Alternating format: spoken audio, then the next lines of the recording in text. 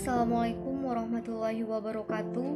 Perkenalkan, nama saya Alpita Juliarna, NIM 20102040001. Saya dari lokal Tadris Biologi 3A, dosen pengampu Pahendra Lardiman SSI MPD. Baiklah, kali ini saya akan menjelaskan mengenai ekosistem terestrial 1. Adapun bab atau materi yang akan saya bahas, yang pertama itu mengenai lingkungan darat, yang kedua biota darat dan biogeografi, yang ketiga struktur komunitas darat. Nah, yang pertama di sini saya akan menjelaskan mengenai lingkungan darat, yang mana yang membedakan antara habitat antara darat dan air, yaitu yang pertama, uap air menjadi faktor pembatas utama di habitat darat, di mana organisme darat menghadapi masalah dehidrasi dan kekeringan. Transpirasi atau penguapan air oleh tumbuhan merupakan proses pemindahan energi yang unik di habitat darat.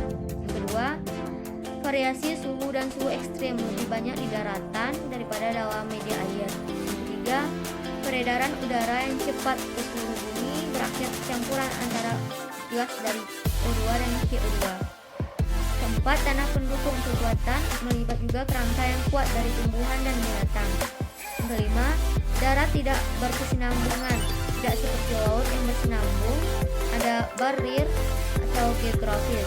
Yang keenam, yaitu substrat sangat penting bagi habitat darat karena adalah sumber hara, nitrat dan fosfat.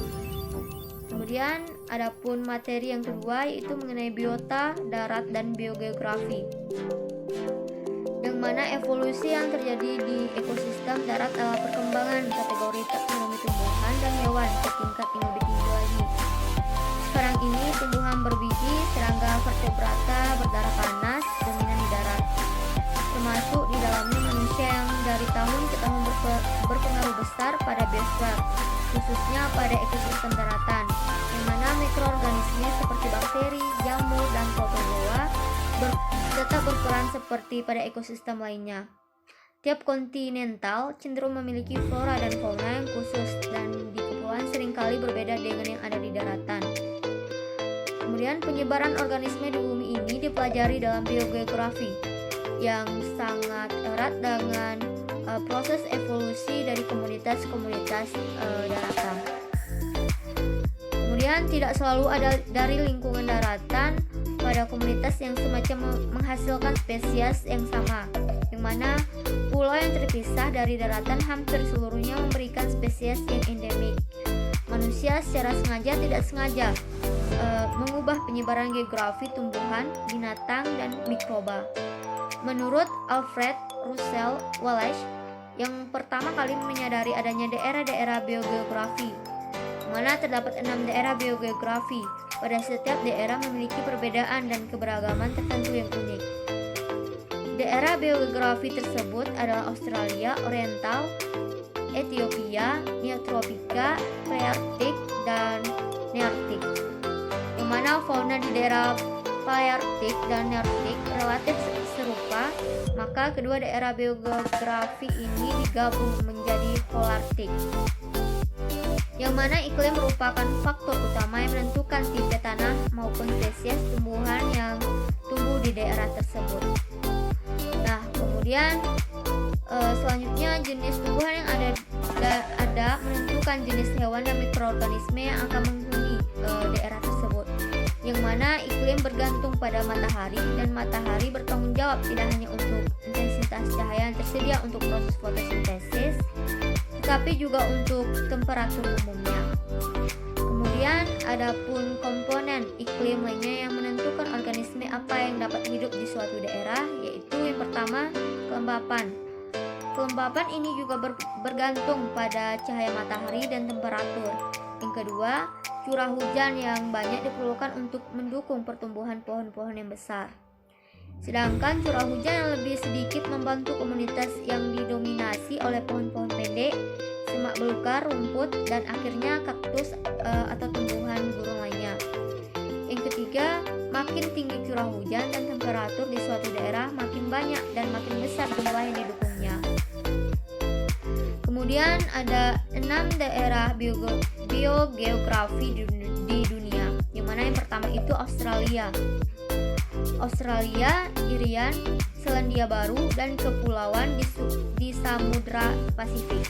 Misalnya semua monotremata, marsupialia, yang mana seperti kelelawar, burung kasuari, burung cendrawasih, dan jenis-jenis burung kakak tua, ikan paru-paru Australia, dan burung kiwi. Yang kedua itu ada oriental, di mana daerah Asia bagian selatan, pegunungan Himalaya, India, Sri Lanka, Semenanjung Melayu, Sumatera, Jawa, Kalimantan, Sulawesi, dan Filipina. Misalnya seperti siamang, orangutan, gajah, badak, dan burung merak. Nah, yang ketiga Ethiopia, yang mana Afrika, Madagaskar, pulau-pulau sekitar Afrika, misalnya gajah Afrika. Yang keempat daerah neotropik, yang mana Amerika Selatan dan Tengah, Meksiko, dan Hindia Barat. Misalnya armadillo, kelelawar, vampir, burung kolibri.